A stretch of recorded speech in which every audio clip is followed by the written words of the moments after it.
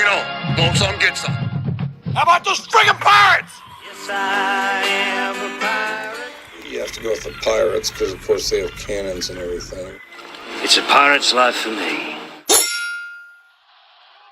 Be proud of who you are and what you are. You're Pirates. It is a first down. Pirates. Because when you're at East Carolina, you go for it every time. Or you don't coach at East Carolina, you don't come to East Carolina, you don't play at East Carolina with a weak heart. Write it. I think I've ever been in a building as loud as that was. It was deafening in there. We will get to Omaha. I can promise you that. Painted purple all night long in Eastern North Carolina. You're watching The Sports Objective, the podcast for Pirates.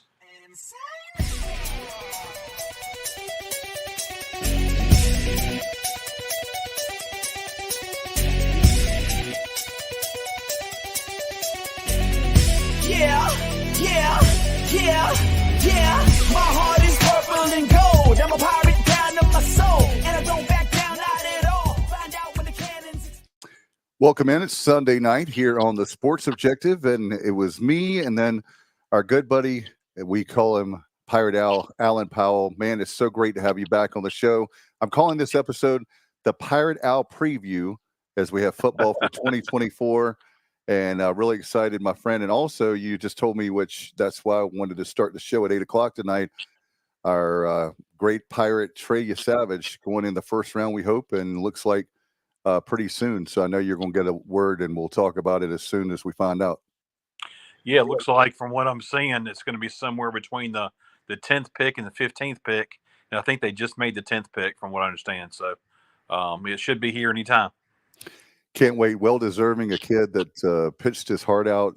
Great to have him as a Pirate, and just a great testament, Pirate Al, to Cliff Godwin. Everybody can talk about what everything going on with NIL and all that. And, I've heard that some people say, well, we haven't won the last two regionals. I'm like, hey, first of all, it's an honor just to be in a regional. We're hosting regionals. We're winning regionals. Yeah, we haven't won the last two, but look how many we have won if you look at the body of work. So, yes, it's a great disappointment when we're not going to Omaha, but a lot of teams don't go to Omaha. And I think sometimes we maybe as fans, we're putting too much pressure on ourselves as fans. I don't think the team does. I think it's the fan base. We definitely want it, and it'll definitely happen. Well, I mean, there's 300-something Division I baseball teams. And since Cliff's been here in the last 10 years, we're consistently a top 10 to 15 team every single year. So, yeah, we haven't cracked through the ceiling yet, but we're really close, and we're gonna be right there at the very top of the league every year, and knocking on the door. So, future's bright. As long as Cliff's with us, the future will be bright, and looks like that's going to be a while. No doubt about it. It's like the old adage, just when you least expect it. I think we're expecting it. Just when you least expect it, that's when it's going to happen. And I'm gonna get the next guy that's talking to us right now. Shell Powell said, "Greetings, boys from the Queen City." I understand he's paying the first round for us there at whatever. I know Othello Meadows lives out there. Said he's going to find a sports bar for us. So the first round's on Shell. Oh, so, you mean when we play Charlotte this year in football? What you talking about? Yeah. That's right. Yeah, okay. Shell. What about that first round, Shell? You're in Charlotte, so absolutely. I tell you what, he said true. Okay, so there you go. A good man, my brother from a different mother. By the way, Pirate Al, you're gonna love this. He says, "Deal." Got to talk about this real quick before we get the deep dive into football.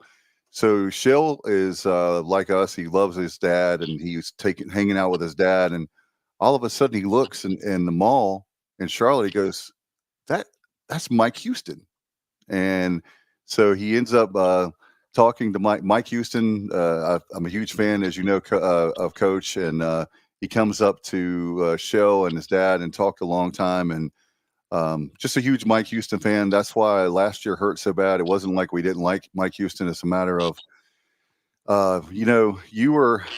myself. There's a lot of Pirates that have a lot of investing when time, energy, money, the whole 9 yards, and so.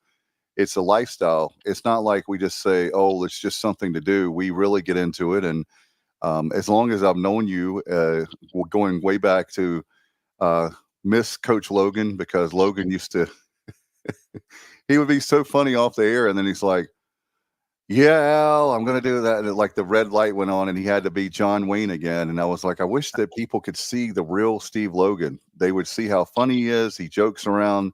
And then when he was getting on radio, back when we had the actual call-in shows where you could call in yourself, that's where I first really knew Kyle from LaGrange, Waylon. There was a lot of you that's where I met you guys, your voice at first, back in the day. And anyway, I think we're, we've talked about it a few times, as I know Shell mentioned it to Mike Houston, but when Phil Steele says you're going to be an improved team, that's a good sign for us. I know anything can happen, but just want to get your thoughts on that. Do you think we're going to be a bowl team? I'll start off there.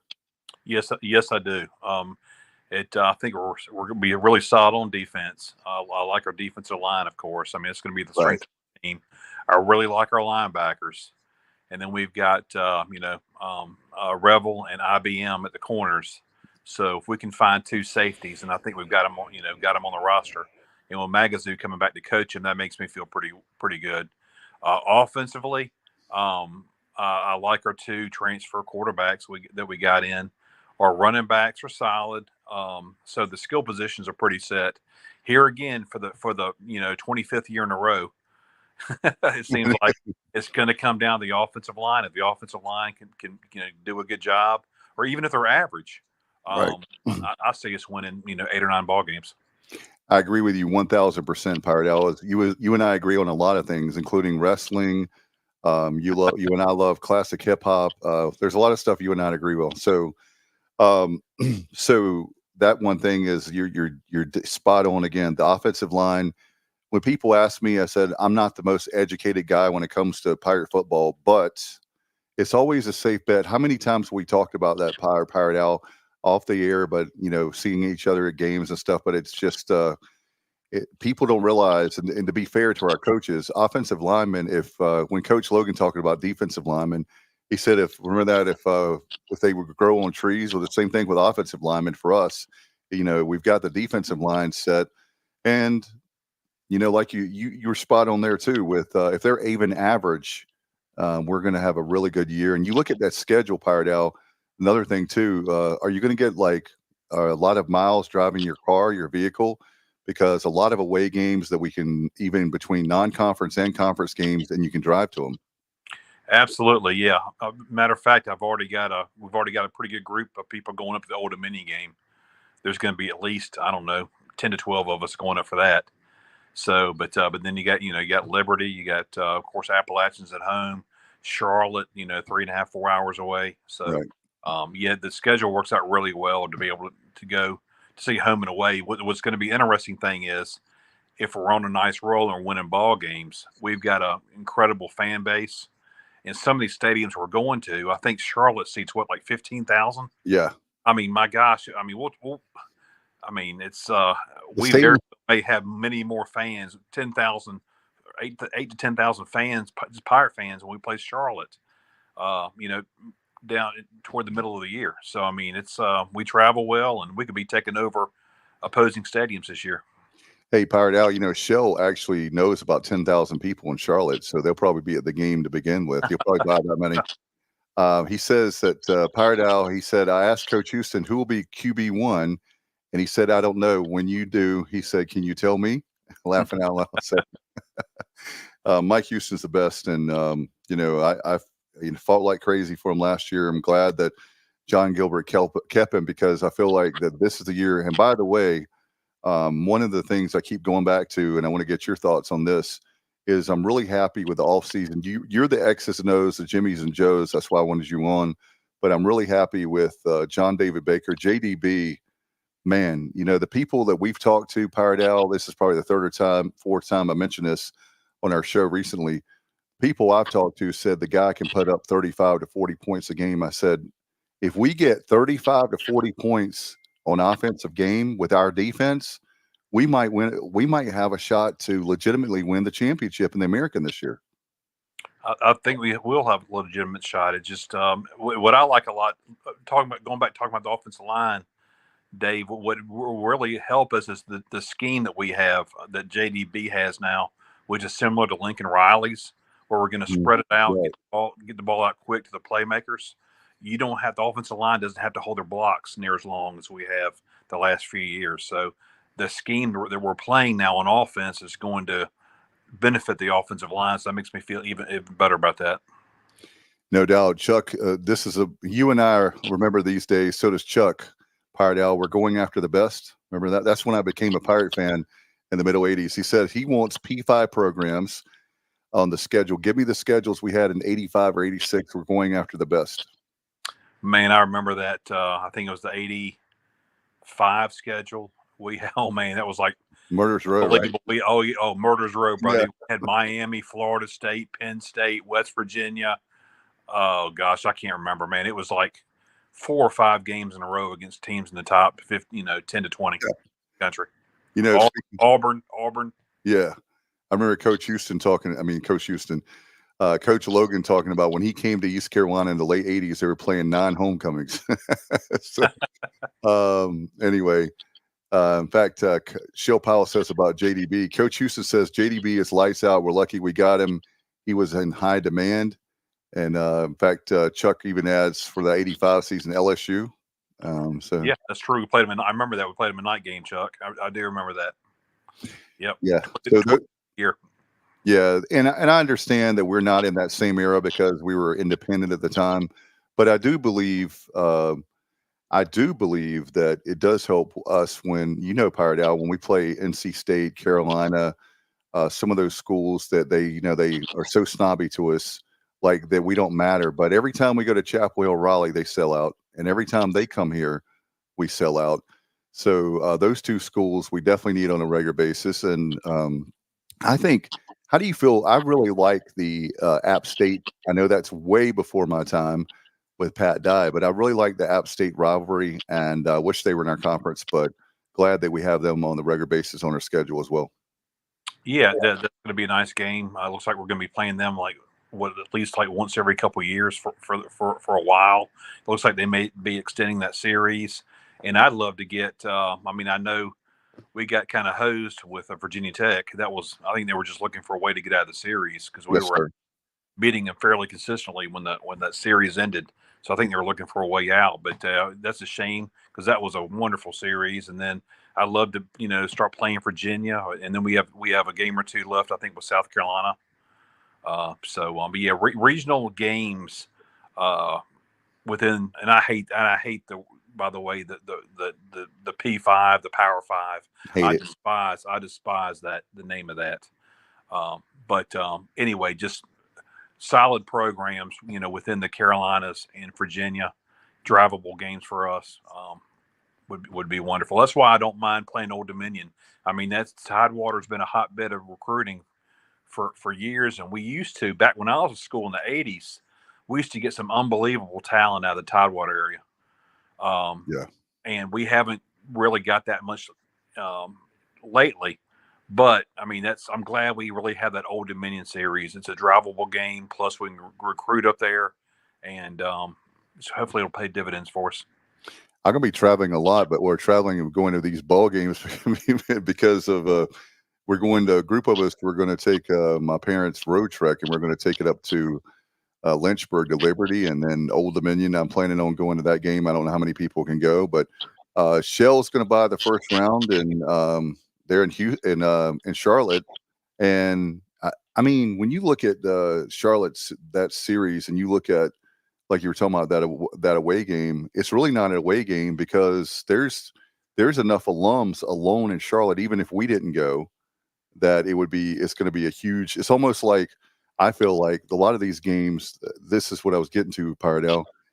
It's like our fan base travels so well, not only for the bowl game, which people know about, but if they knew how many people went to the away games, and you look at these drivable games, man, this year is the most. I'm even thinking about I'm going to go to the Army game in October because that's on the bucket list. I remember we played them, I think it was in the 90s with Coach Logan. I'm not trying to create a drinking game every time I say Coach Logan, but a lot of Coach Logan references tonight. But I saw that stadium and I was like, man, I wish we could go up there and just have a huge respect, just like you do, for our military, and would love to see maybe a tour of West Point, something like that. But I think what we're going to do, Pirate Al, is we're going to stay there in Times Square and then just take the ferry. The great Matt Semenza told us about the ferry up the Hudson River, and it's only like an hour ferry. And then after the game, come back to New York City. That'd be neat. And I've been there. I've been to West Point to a football game in the 90s. We were really good back then in the mid-90s. Yeah. But if you're going to go to a away game, I would highly recommend. That's one of my favorite places I've ever been to. Dave, definitely go. It's right there. It's beautiful, very historic, right there on the Hudson River. October, the leaves changing. Oh, it's wonderful. It's wonderful. That's definitely need to be on your bucket list, because that's one of my favorite games I've ever been to on the road. No doubt. And Chuck is adding, I know everybody says, let's see here. Let's play Southern Miss. You and I both, Pirate Al, would love to have that game back, or at least I'll speak for myself. I feel like you would, but miss playing those guys. I know we can't play them every year, but it'd be nice to have at least start out with a home and home and see where it goes. I wouldn't mind. Yeah, I wouldn't mind playing Southern Miss at least like every 3 or 4 years. Yeah. Home away. We played them every year for probably 25, 30 years. Yeah. Up until we left the conference. So yeah, I think they're struggling a little bit as well right now. But they've got a great history, and they've always put a good product on the field. No doubt. And by the way, I'm going to go ahead and get this out of here, and hopefully Pirate Al won't leave the show, because I'm not saying this. This is Craig, our good friend from the great Commonwealth of Virginia. He says, if you close your eyes, Pirate Al sounds remarkably like a calm, I repeat, calm Kyle from LaGrange. I don't think Kyle from LaGrange and Pirate Al should ever be mentioned in the same sentence. Craig, come on. That's something else, buddy. I've never heard that one, but anyway, I hope I'm sure I'm a little bit more calm than Kyle. He can get worked up, but then again, I can too. So I'm a pretty fiery dude at times, especially when the Pirates are playing. So yeah, you're passionate. I love your passion. And by the way, Johnny Robertson says, talking about the schedule, it's harder to get P5 schools to play us than it used to be, and he feels that John Gilbert does a good job with the football schedule. I'll say this. I may not be Nostradamus, but I have a feeling I know where Pirate Al is going to be Labor Day weekend of 2029. He's going to be in Clemson, South Carolina. I don't know if I could go to Vegas. I think there's pretty good odds that you'll be there. That's if I'm still God willing. They say God willing, the creek don't rise. I'll be 60 next Saturday, guys. So that's You're still young, bro. I'll be 65, man. That's old. So I'm hoping I'll still be here. If I'm still here, I'll be at the Clemson game. You definitely will. We need if we had, I say this about you and the Rosenbaums and different ones, and the Ponds, Robertsons, the different ones. If we had more people like you, then we would have like 75,000 every week at Dowdy Ficklin. But JR is saying he's content with this season's schedule. It's exactly what we need to get back on track. We have a legitimate chance to win every game against some respectable opponents. And that's the thing. When you look at the schedule, Pirate Al, when you start out with, you got Norfolk State, and then you got the travel to ODU. But ODU, like I was saying, is really not that far, like we were talking about. And there's going to be a lot of, for me, Norfolk's 2 hours away, very easy drive up Highway 17 for me. So that can be a day trip if I want it to be, or night, or spend the night. But I'm looking forward to that. You have the app game. You could legitimately be 3-1 in non-conference play. I really believe that's doable. It's not me being a glass half full kind of guy like I am, and people always talk about how optimistic I am, but I'm really feeling good about this team. And also, the other thing that people ask me why I feel good, I think the work that the Pirates have done, we've got to give Coach Houston and the staff a lot of credit on the transfer portal. What they've done in the offseason has been remarkable.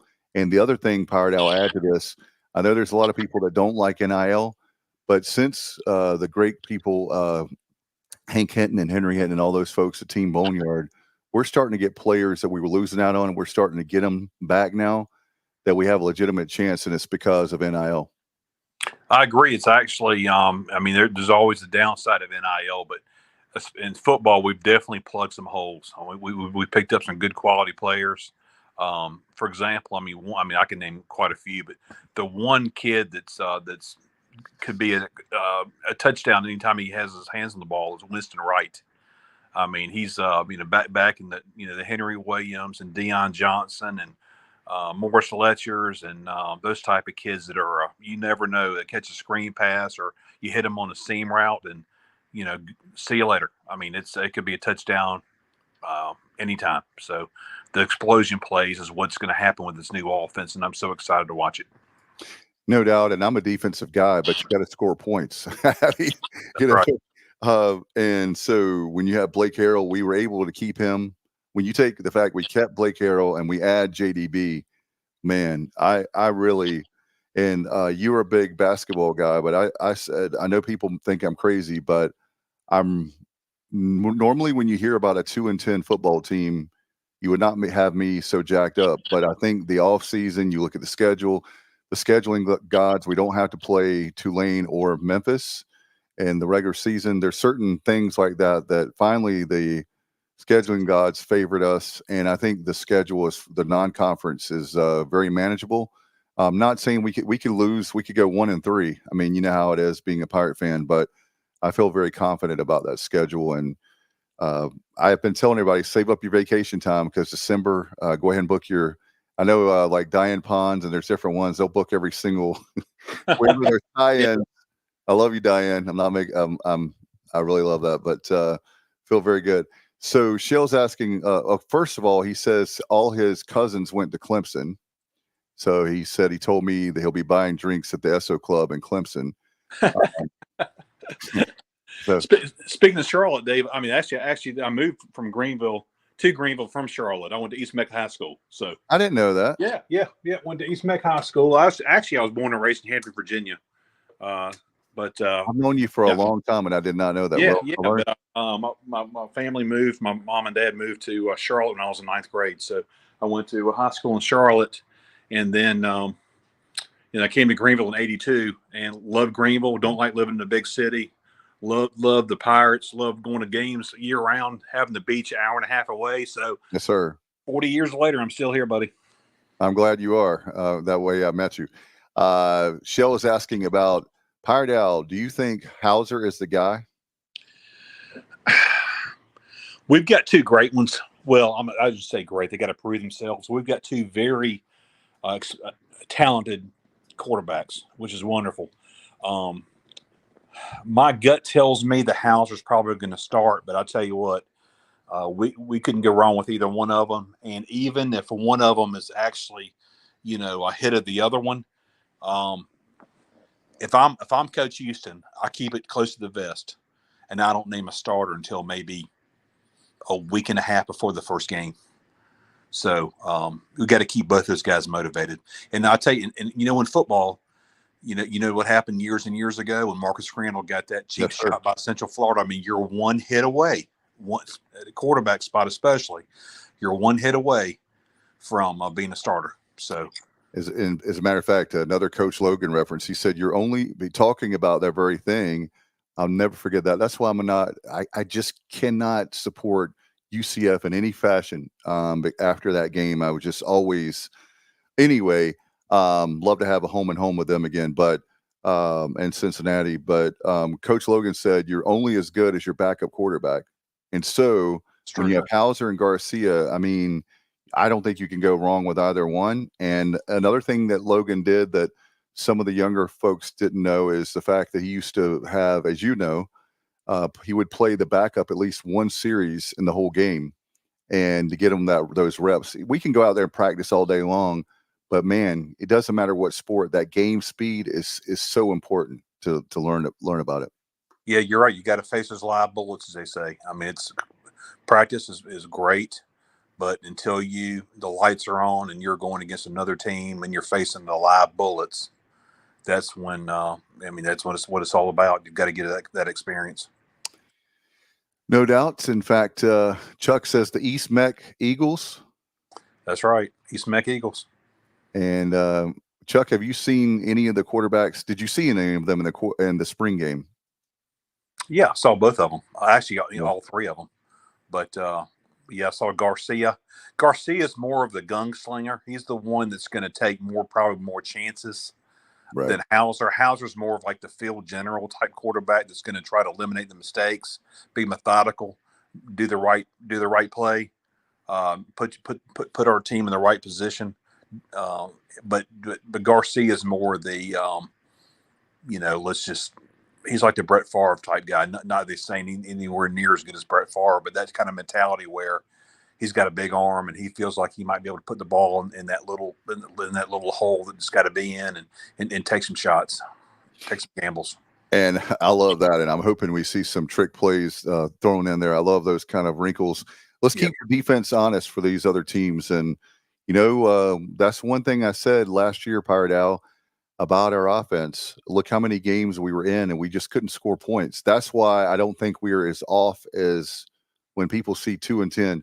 Yes, we are what our record is. That is, but when you look at the team, those guys, what I've heard, a lot of those players are telling us from people I've talked to that they're very hungry, and I can't wait to see them starting. And it's hard to believe, Pirate Al.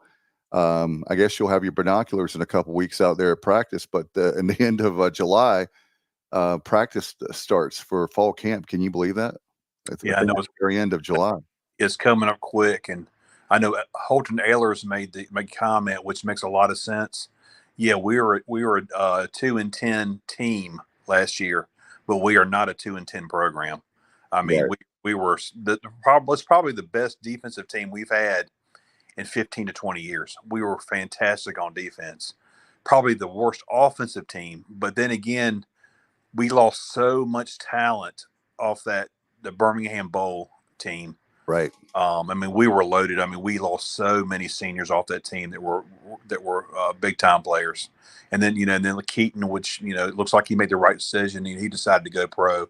He was there was a chance he was going to come back, but he decided to go ahead and go to the NFL. But yeah, the talent we lost off that team we had so many holes to fill.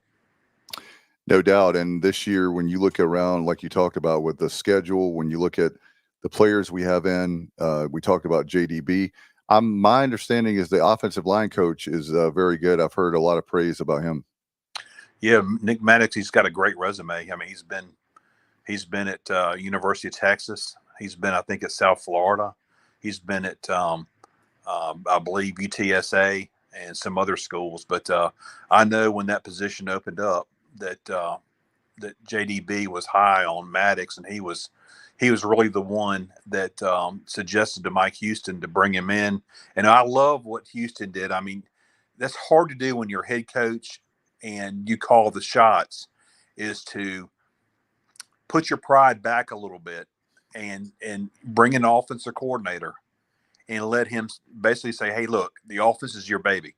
You go and get the coaches that you think we need to get to run this offense based on, your experience with them, and if you coach with them, and anyway, he did that, and I'm excited about seeing what that's going to be like on the field. But there's not a lot of head coaches, Dave, that would put their pride to the side and basically turn one side of the football team over to a coordinator. And I'm so proud of Mike for doing that. I think it's going to pay dividends. No doubt. We've got you want a wrestling question? We got a wrestling question. Oh man, if it's old school wrestling, bring it on. It is. So our good friend Chuck, he's got another one for you. He said, non-ECU, I know you guys are wrestling fans, so am I. So I'll ask a question. If Magnum TA didn't get into that auto accident, would he have been as big as Flair or Stone Cold Steve Austin? He was destined to be the world champion. I don't know if he had been on that level, but he would have been absolutely the world champ for an extended period of time. He had everything you were looking for, and he was being groomed to be the world champ. He was going to have a great feud with Flair. So yeah, I don't know if he'd be at the Stone Cold Flair level, but he was certainly been a premier, world champ for a while. No doubt. And I tell you what, Magnum T, I met him in 2007 August of 2007, one of those wrestling conventions.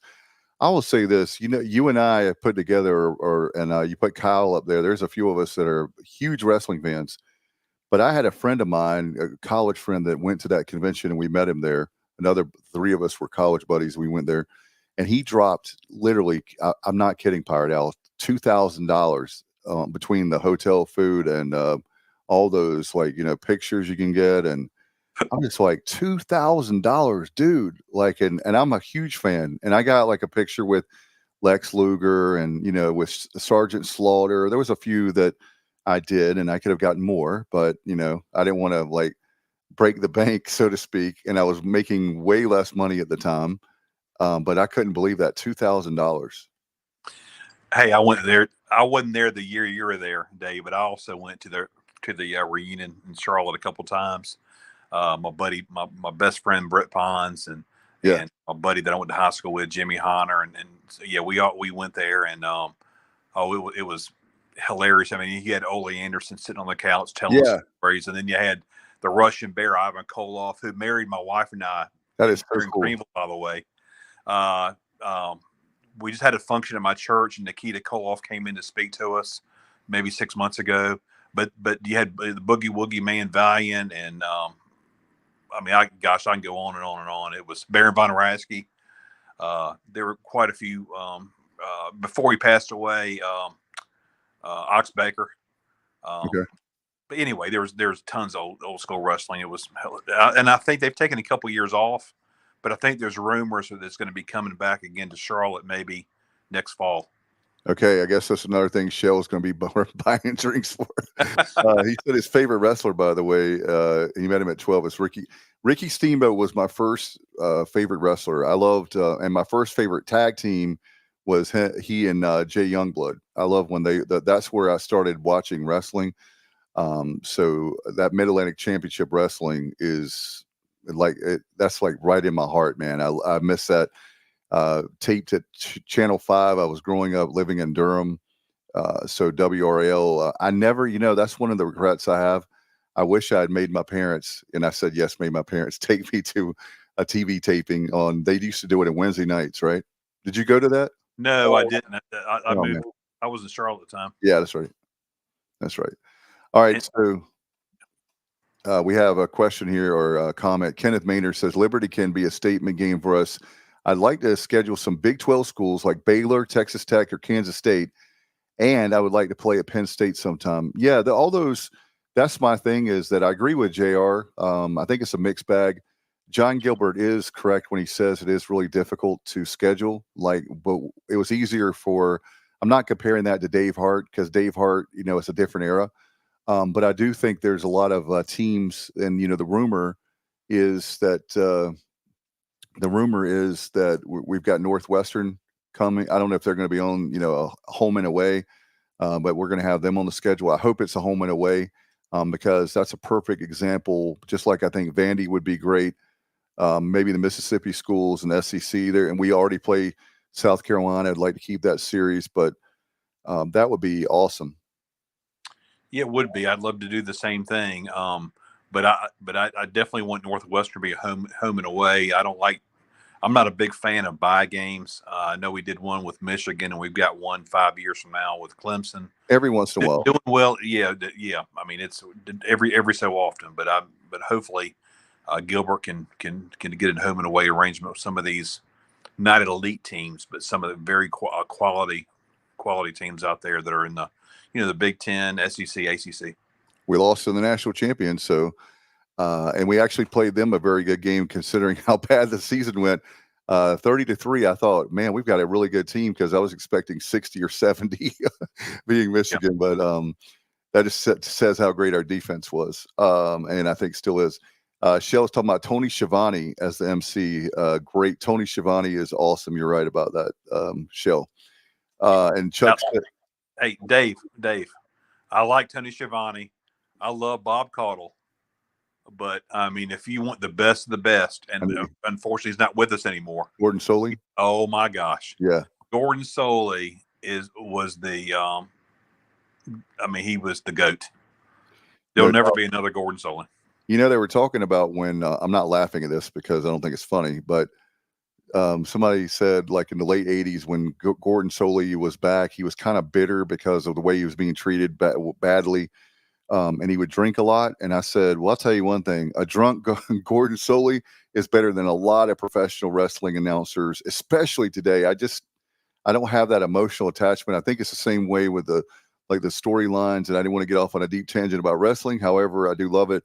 But back when you see these reels and you see these old YouTube matches, and like on the Peacock, I have Peacock for that very reason. I love all the old matches you can watch, Mid Atlantic Championship Wrestling or WCW, whatever.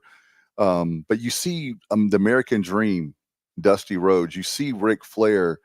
Those guys I know there are two of there like on the Mount Rushmore, but man, they made you believe they were good friends, but they made you believe they were huge rivals and the son of a plumber versus this real rich guy.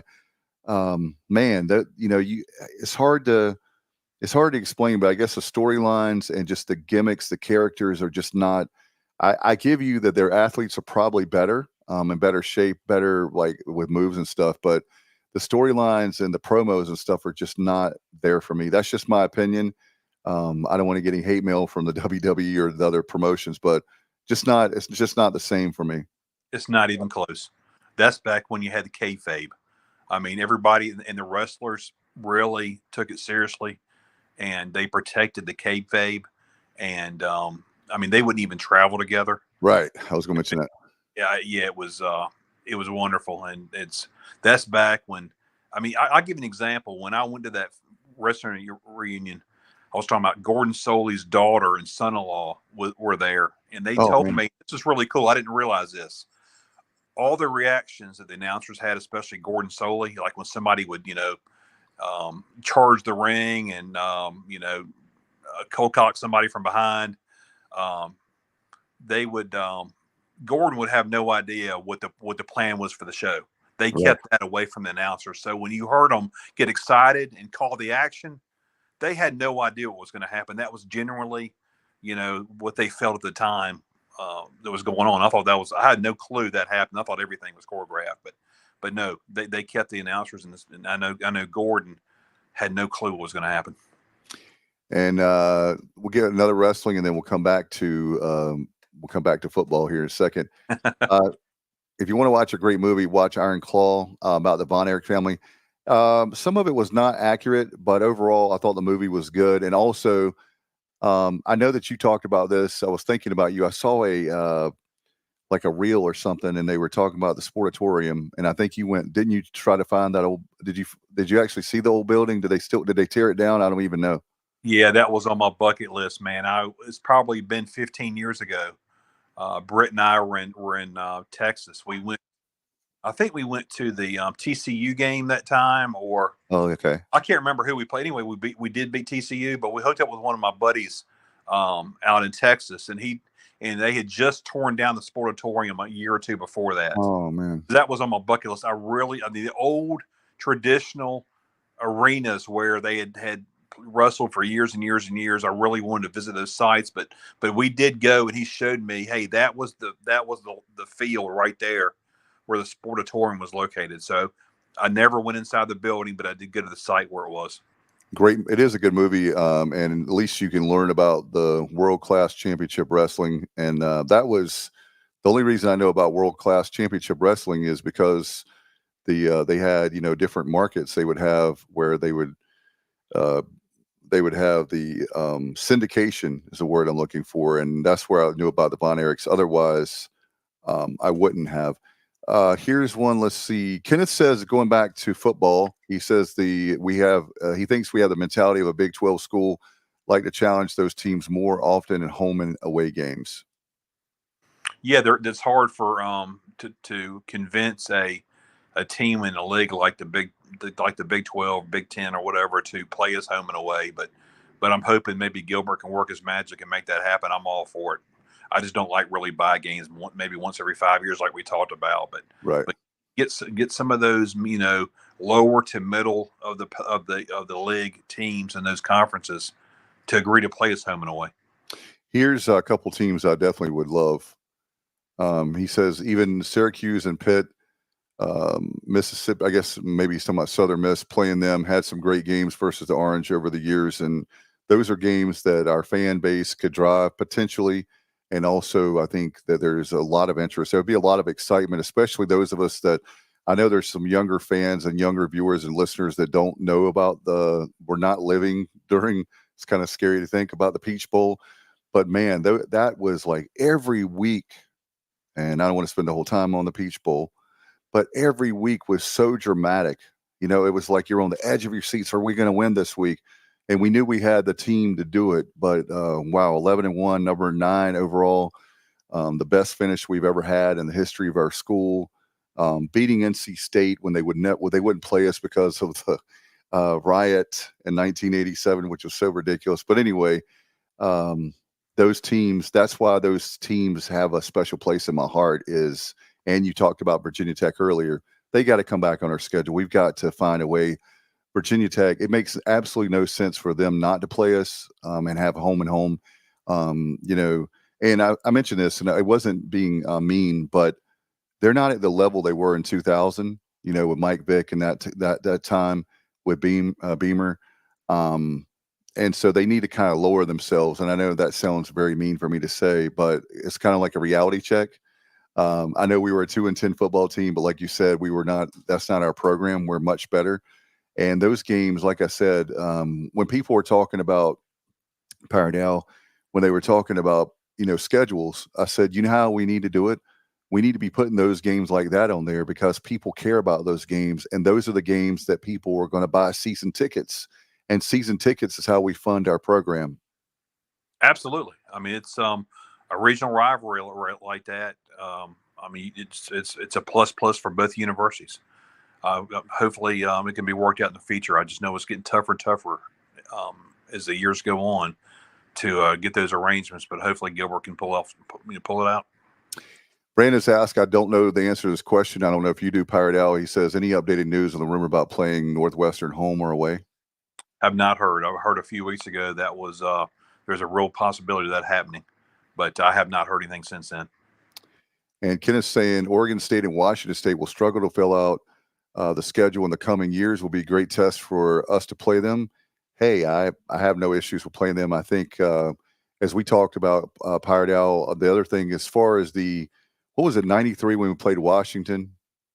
I believe off the top. Yeah, it was 93, and that was a brutal beatdown because we had lost so much talent. Yeah, off the Peach Bowl team the year before. Anyway, it was just that was a bad day. But yeah, we definitely played them in 93. Chuck says he would like to play Texas Tech. Yeah, like for me, and EC Kenneth says that Texas and ECU will be a great series. So would Baylor. All those teams, because those people love, I mean, Texas and football, are you kidding me? They go hand in hand. They're synonymous with each other.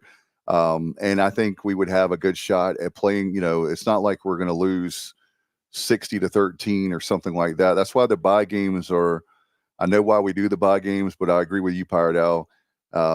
If I can play a regional game or I can play a mid-tier league kind of a team like an SEC or Big Ten, like a Vandy, sign me up for those games. Any of the Big Ten schools, Purdue, Illinois, teams that, you know, there was the Michigan game was so much fun last year. But man, I did a lot of driving.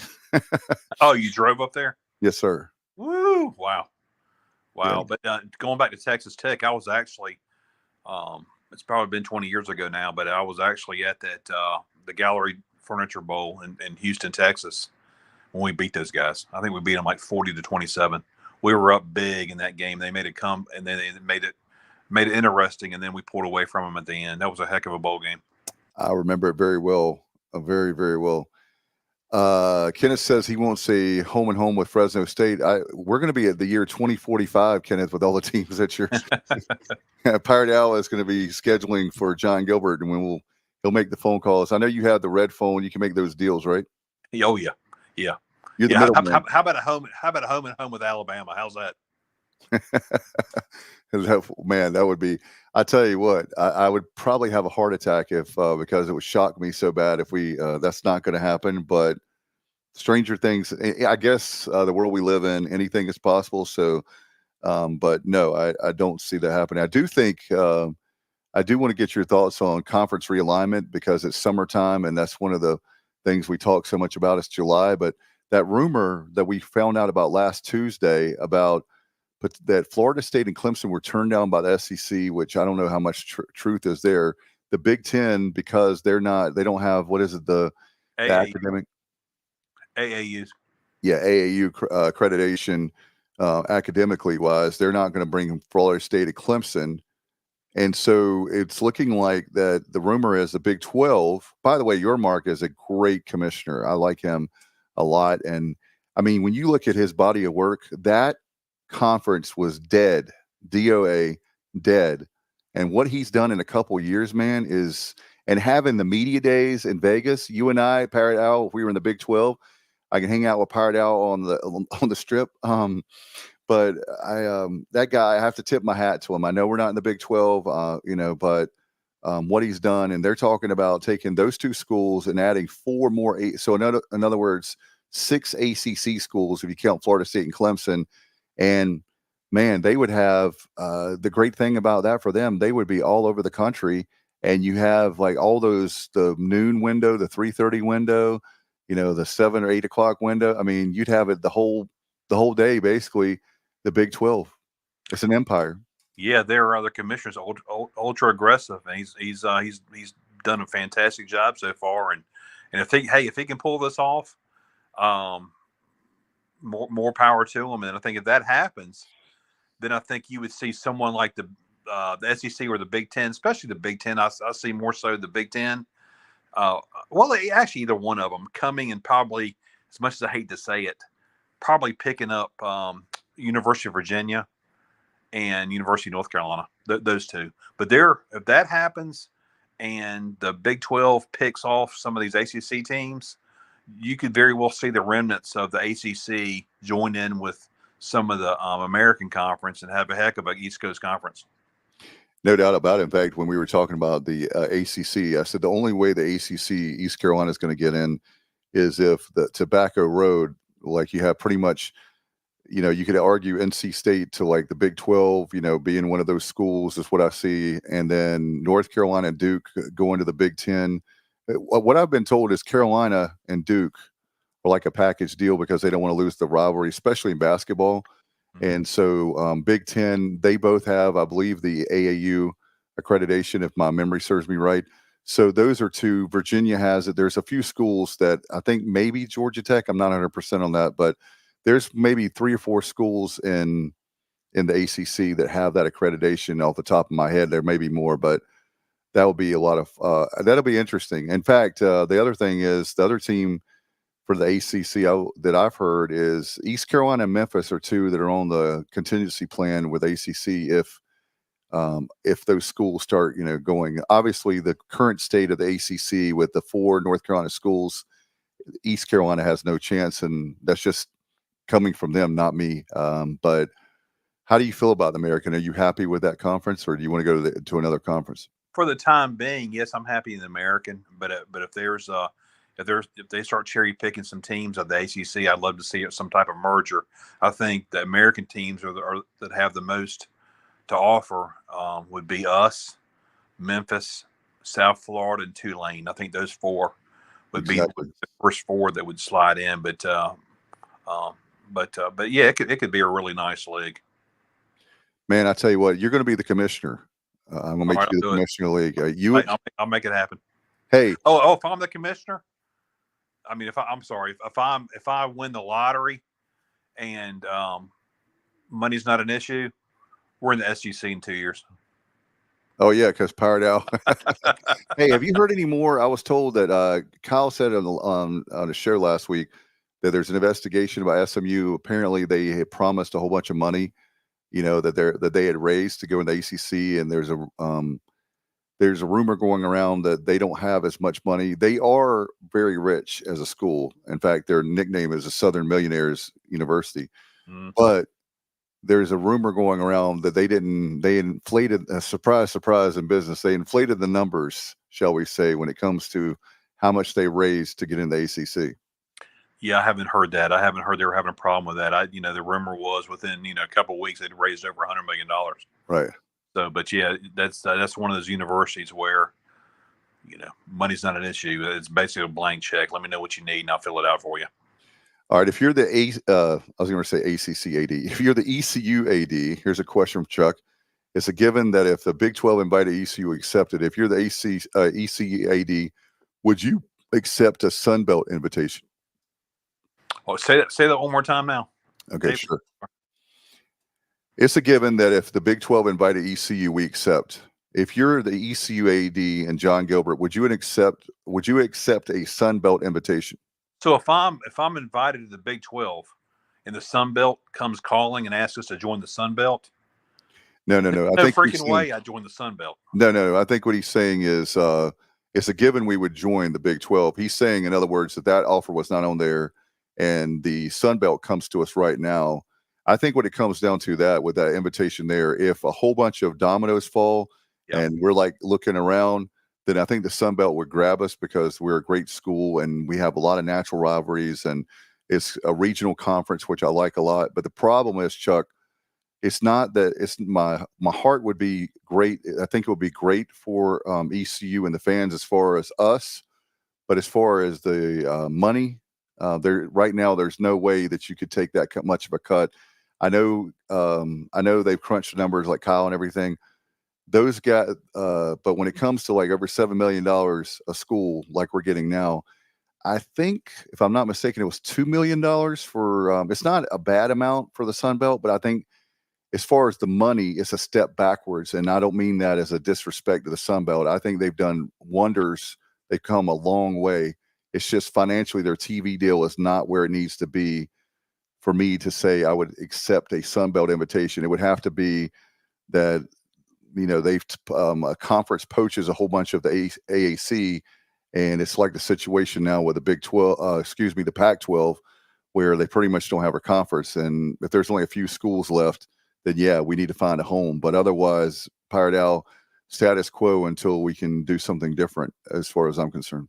Absolutely. The America would have to be absolutely blown apart, and we'd have to be stuck with teams, just scattered all over the place, like a Florida International, maybe. I know they're not in a league now, but just teams that are spread out all over for us to even think about going to the Sun Belt. So I'm hoping that's not going to be the case. And the payout, they're making like 25% of what we're making, being an American. It would financially, it would kill us. Yeah, and you never know if the American will expand or how that's going to play out. That's right. Kenneth's saying he would rather have the American invite James Madison and VCU as a non-football member. Yeah, I would. That would probably be the next team that I would think the American would look into. If a position opened up, would be James Madison, and VCU as a basketball playing school only. Of course, they don't play football. Right. Robert says you Savage selected by the Blue Jays at number 20. So breaking news. Okay. Wow. 20. Man, he'd be wow. I was hoping he'd be drafted a little higher than 20, but still solid first round pick. So I'm a Yankee fan, so I just hate the fact he's going to the Blue Jays, but I'm happy for the young man. And happy for the Blue Jays because they got a great prospect. I think, another guy that we talk a little baseball, but man, the Orioles had the best farm system, and it's apparent because Connor Norby, he's up, he's down. I think he's still up with the Major League Club with the Orioles. But I tell you one thing right now, Connor Norby is a great, great player. And once again, you want to talk about player development. Our baseball team does one heck of a job with player development. You look at what Burley's doing. Yes, he's a great talent, no doubt about it. But you take his talent with our coaching staff and put it together. He's killing it. And the Cardinals, those people out there absolutely love him, and he's a winner. So why wouldn't they? I agree with you. So anyway, I wanted everybody to know that. I know you were keeping your eye on it, and it just popped up here. If you have some questions for Pirate Owl, certainly baseball, basketball, football. I do have a story that I wanted you to share. And when I first met you, I think you told me back in the 90s, but didn't you win Didn't you win a car for a half court shot many years ago? Was that you? Yeah, sure did. What's ironic is when I was a student, they drew my name. This is back, and I was at ECU from 82 to 86. So I think it was 85 or 86. They drew my name for the half court shot. Okay. And it was the same thing as before. It was actually, they put, I think it's like 24 seconds on the shot clock, and you had to make a layup, a foul shot, an NBA 3-pointer, and a half court shot. Well, when I was in college, I made the first three. I made the layup, foul shot, 3-pointer, and my half court shot hit the rim and popped out. I mean, it was within an eyelash of winning it then. So 10 years later, I think it was 1996, they drew my name again. So, and I got the job done this time. So we were actually playing Southwest Missouri State, who was coached at that time by Steve Alford, who was All-American at Indiana. And they had a really good team. We actually beat them that day. But yeah, I was able to go down there at halftime, same deal, and I was able to sink all 4 shots. Matter of fact, I made my first 3, and then I had like 10 seconds left. So when I let my shot go from half court, I was sprinting to get the ball in case I missed it, because I'd have enough time maybe to get another shot off. And once I let it go, I took like 4 or 5 steps, and I was like, "Oh my God, that thing's right on line." And it hit nothing but net, buddy. Nothing but net. But yeah, what happened was it's all done on insurance policy. So I won $20,000 check is what I won. But the car was a Toyota Celica, so I would have won a Toyota Celica. But since the company I worked for at the time, I had a company car, Mark Montanaro at that time. Oh yeah, with Washington Toyota was nice enough just to sign the check over to me. So you got 20 grand out of it. Yeah, 20 grand. That was 96. Oh, man, that is so awesome. I knew that you told me that way back when well, that's great. That's great. I tell you what, it's for a basketball team, I'm praying really hard. You and I, there's a few of us that I would love to see us get in the big dance again. And I'm just praying. I'm praying really hard, because that's the one sport we're doing so well in a lot of our Olympic, what Shane Winkler's doing for our softball program. Our volleyball, look at our volleyball program. Mm-hmm. I mean, our volleyball program, you remember probably a handful of years ago, they won like 4 matches a year. And when they would win, it was like winning the Super Bowl, because we're like, are they going to win again? And I'm not trying to be mean, but it was the program was at rock bottom. And now they got all the way up to the women's version of the volleyball NIT. And I went to that because I was like, this is really cool, and just really happy with that. Track and field is always good. I mean, it's like women's basketball. Cam McNeil's done a great job. That's exciting there. So I'm looking forward to it. Looking forward to, let's see. Your Olympic sports are pretty solid. And basketball, man, I've got no clue. We could be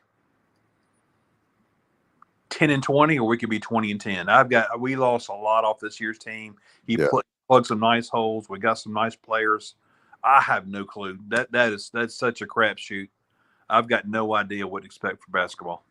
So it's like at the casino. Are you going to put all your money on black on the roulette wheel or red? You know what? You're actually a whole lot better if you just walk in there. Say you got $500 to gamble with. Okay. You're so much better just to walk up right to the roulette wheel and either bet it all, because it's like a 48% chance, because you got 2 greens. So you're better off just putting the whole deal on either red or black, 1 spin, winner take all, or play one-handed blackjack and just put it all on there. Because the longer you play, the more the house, house odds. The house is always going to have the odds on you. So the longer you play, the better chance you have to lose. So.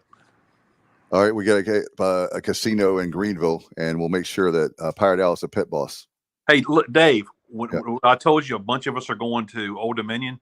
Yeah. Well, and I've been up there a couple of times. Oh, Portsmouth, which is right beside Norfolk. That's 3 Rivers. They've got the Rivers Casino up there. It's really nice. I was shocked how nice it was. But yeah, we're going to go up there in the morning. Saturday morning, we're going to go to the casino, spend the day in the casino, and then I think we play Old Dominion at 6:00 that night. So we're going to go to the casino during the day and go watch the Pirates play at night, and then spend the night in Norfolk that Saturday night. So I need to save my quarters, and then I can play the slot machine, the quarter slots or the nickel slots. The high rollers, I can't hang with you guys. Oh man, actually, they got penny. They're penny slots, but it's not. They're not really. It's not really. You play with pennies, but anyway. But yeah, you ought to go up there and try it out. I think you'll have a good time. I'm looking forward to this summer. I got some friends at work, and then I got one of my best friends is a ECU grad and really good at poker. And I'm just not really. I love cards. It's just I'm not good at poker. I probably lose everything I have. So.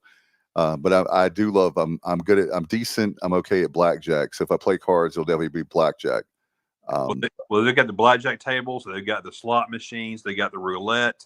Three card poker. They also have the poker room. What about crap? They also have a live sports betting as far as all pro and college sports there. I mean, it's a neat casino. It's worth checking out. And I got some guys, a band I know out of Ahoskie that play up there in the lounge or the showroom, I guess it is. So that'll be a lot of fun. So you're going, let's see, we're going to recap. We're almost done with the show because I know look up here. I enjoy talking to you so much and I don't want to keep you, but it's still over an hour, but you're looking at over, we're going to say we're going to be a bowl team this year. I'm going to ask you, I'm put you on the spot right here. But you said we're going bowling. Do you have or let me ask it this way. Do you have a certain location that you would like to go to? I know as long as we're bowling, but is there a certain one you say, that city, I would love to go to that city for my wife and I and the ponds and all of us to hang out? I would not mind going to a bowl in Florida. Right. There's one in Orlando, maybe one in the Cure Bowl is in Orlando, right? Yeah. There's I think there's another one down in FAU may host a bowl that we're tied into. Yeah, the FIU, one of the two. Yeah, that'd FAU. Be cool. Or if we're I think we're gonna be better than 6-6. But if we just barely make a bowl game, I would dearly love to go to Myrtle Beach and play the Myrtle Bowl. I don't know. I mean, these bowl tie-ins are with different conferences every year, so I don't know if we're tied in with that bowl. But that'd be kind of cool to go to Myrtle Beach, somewhere where it's warm. I mean, I don't know if I'd go to, the Fenway Bowl. I knew you were going to say that. Go up there and, it's 14 degrees and the wind's blowing 30 miles an hour. And, it'd be like one of those Liberty Bowls that we were at years ago. I'm still cold over that one. I think it's the Arkansas game. It's the coldest I've ever been in my life. But yeah, we went to Birmingham. They put on a heck of a bowl. That was really good. Coastal. They put on a heck of a bowl. I mean, it was a fun trip. I'd go back there, just somewhere in the southeast, hopefully. By the way, that man, because you've been, and I know a lot of our people listening and watching, Legion Field was the biggest dump I've ever been to in my life. And as a kid, you would always hear about Legion Field, the history, and I'm like, it's historic, all right. You're looking all around, and it was that bowl game we had with them with the PapaJohns.com bowl, and they had no pizza. And then we were like, oh, we'll just show up and get a pizza delivered. And they said, that this is a really bad neighborhood. They don't even deliver pizzas in this neighborhood. I'm like, great. So you have a PapaJohns.com bowl, the sponsor, and there's no pizza. Then one of my favorite things, Pirate Al, is they had both, you remember for television purposes, they had both fan bases on one side. So you had to walk by those obnoxious USF fans, and they had this dude, I don't know if you remember, they had this dude with an old cardboard table, and he was selling liquor on a cardboard table. I don't know if you were like near the stands, but it was just, I was like, I didn't want to ask that question, could it get worse? Because that was like December 23rd, and we drove home. We got home in Wilson. I was living there at the time at like 2 a.m. and it was Christmas Eve. So I slept in and then visited my family that day later on. But it was a good trip. But that field that they have now for UAB, wow. I mean, it is like, you want to talk about rags to riches. It is night and day. It's not even close how good that stadium is. I was really shocked of how good that stadium was when we went there. Oh yeah, very impressed with the new stadium. Now I've been to Legion Field. They call it the Old Gray Ghost. It was built back in the 40s, and it is an absolute disaster. But yeah, I mean, it was the most miserable bowl game I've ever been to, especially when we played South Florida and they had everybody on the same side and they were just mouthy, and I mean you'd see fights break out every 15 minutes, and it was horrible. But now the new stadium UAB plays in, highly recommend. Birmingham's kind of a neat little place, neat city, and then right around the stadium they have got some nice restaurants. But yeah, it's much better than it used to be there in Birmingham. And by the way, because UAB is in our conference, we're playing them next year on the road, my friend, is one of the conference games away. So save up your money, and the fall of 25, be prepared to get your vacation time, save that up for that. We'll do final call because Al and I are, we've been over here for a while, but don't want to wear out my welcome with Al. I've had a great time with him. Don't be a stranger. We're going to have you back more this season for sure. Chuck says his prediction is 8-4, and we're going to the Military Bowl. Solid prediction. I like that. I see us going 9-3, 8-4. And I'm sorry, 9-4, Chuck, because we're going to win the bowl game. Whatever bowl game we're going to, we'll be 9-4. Kenneth says the Fenway Bowl versus Syracuse. Now, I agree with you. The whole that matchup would be great. Going to Fenway would be great. I want to go to Fenway in like the summertime. And I'd love to hang out with Simmons up there, and it would be great for him because he has to come down here to see a game. But you're right, Pirate Al.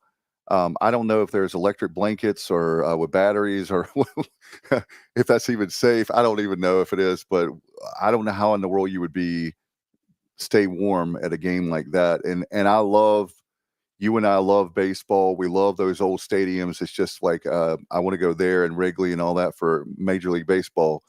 But there's a reason why I want to go to Chicago in the summertime. And Boston, I love Cheers. It's one of my favorite shows. That's why I want to go to Fenway in the summertime and not when it's, like you said, 20 below, wind chill, whatever it is. And that's the thing, you're sitting in a stadium. If you walk outside and it's 20 below and you walk back inside, it's one thing. But a football game is 3.5 hours long that you're outside and you're paying your money, hotel rooms, all that. That would be one of the most expensive trips to go to, being Boston, the travel. Even if you drive it, it's going to cost you. It's going to cost you. I mean, it'd be nice to see the historic stadium. But man, can you imagine the late December, early January, what the conditions is going to be like in Boston, Massachusetts? And they're going to do a night game, Pirate Al. They wouldn't do a noon game for us. They're going to give us a night game. Oh yeah. Watch it be like 14 degrees and 40-mile-an-hour winds.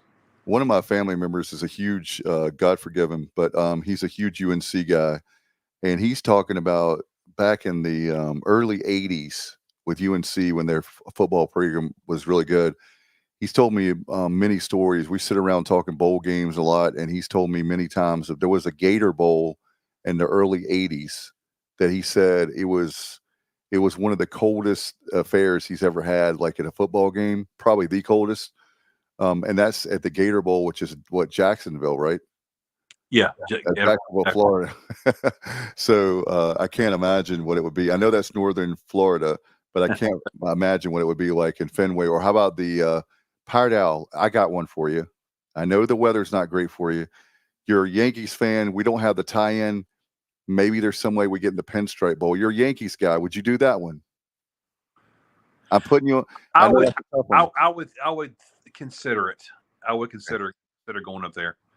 And I've been to about every bowl game we played in. I mean, I think we played Louisiana in a bowl game down in the Superdome. 2013. Yeah, I did not go to that one, but I've been to about every other one we've been over the years. I didn't get the Hawaii Bowl. We beat Bowl. That was awesome. I didn't get that one. I couldn't afford that one, but I mean that was incredible. But I've been to pretty much every other one. It'll be great. And I tell you what, if we can, I think I will say this, and I know the season hasn't started, but this is a way early prediction that I can feel confident saying. I think we're going to have a good year. And I'll put money on it right now, so we can talk at the end of the season after the bowl game, and we'll have you back on. I'll keep that promise. More than just that, to come on if you wish. But I think that the next year's question is not going to be about talent. I make a prediction that one or both of our coordinators potentially leave because we're going to be so good. You always that's always a possibility, especially if you're got a heck of a football team and you get cherry picked. But hopefully it'll be the best case scenario is we're really good and they both love it here. They both stay and we'll be really good again. Well, guess what? If we have a winning season, they leave. That means we had a winning season. And that's a gamble I'm willing to take, because both of those, Blake Harrell and John David Baker, are two of the best young minds, and especially John David Baker. Even if, people say that all the time about coaches, if you have, 3 or 4 years with, such and such coach and he leaves you, I'm like, that means your program is doing very well and we'll get another good guy because that guy's won a lot of games. And, we're going to be better off for that. So if a guy leaves, he leaves.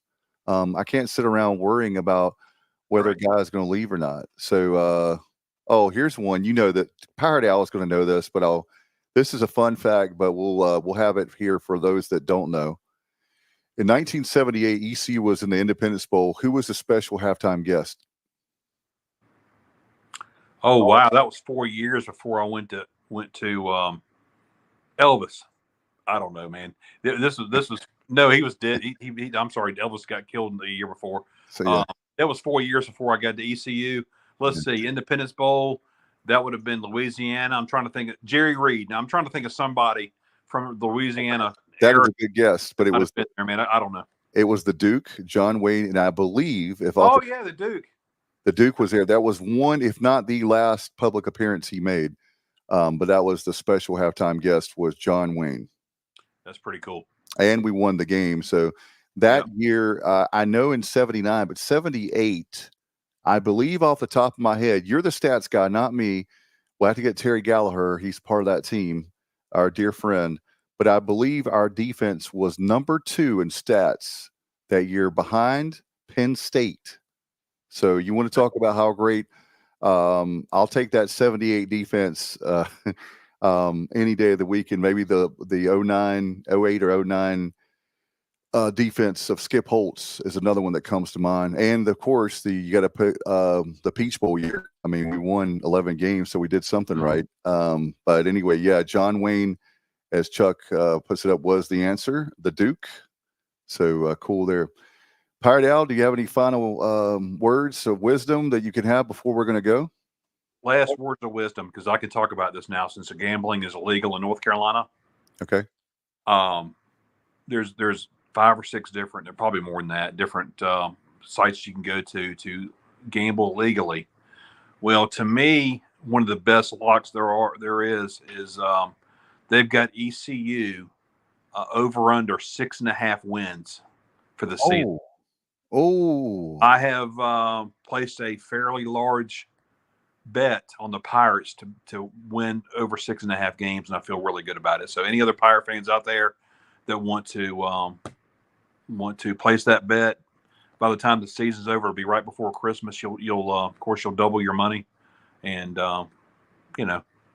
that's just a little just a suggestion. But I certainly bet it. That sounds like an Arnie Spanier kind of bet, a lock. Not an upset special. Arnie Spanier, yeah. Miss that guy. We'll see if we can have him back on at some point. Pirate Al, my friend, thank you so much for taking your time tonight on a Sunday night. As hard to believe that we're just it's less than 50 days away from. I've lost track, but we're less than 50 days away from.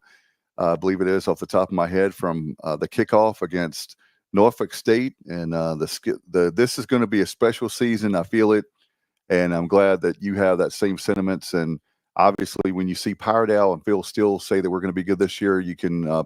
It's money in the bank. So, thank you for coming on, my friend. I do have a good feeling about this year. Of course, as always, you got to stay healthy, but man for man, position for position, just like we talked about at the beginning of the show, if our offensive line can be competitive, I think we've got a chance to be a really solid team. no doubt it's going to be fun. And like I've told everybody, save up your money, save your vacation time. And Diane Pons is probably going to get every single hotel room, so you probably won't be able to get a hotel room. She's going to kill me when I talk to her again. But no, she's actually the smart one. I'm one that probably waits too long to book rooms, but she's one of the smart ones when it comes to traveling. And I guess being that she was a flight attendant, she has that leg up on us as far as travel is concerned. But great. It's going to be great. I can't wait. Pirate Al, I know we'll see you very, very soon, and we'll look forward to it. I want to have you back on definitely before the season starts. Once again, we'll have more of a feel of the team, and love to get your opinion on that, and then have you on during the season because I think we're going to have a lot to celebrate. So thank you so much for coming on tonight, and we'll talk to you again very soon, my friend. Sounds great, Dave. I enjoyed it, and go Pirates. All right. All right, everybody. As always, thanks to Pirate Al and all of you. And if you're listening, join us on any of our social media platforms and subscribe to our YouTube channel and like our Facebook page. Over 1,000 episodes, over 6.5 years now, just about. And we're still going strong. And we got a lot of stuff we're working on behind the scenes. I can't wait to share. For all of us here at the Sports Objective, good night, everybody. And as always, go Pirates.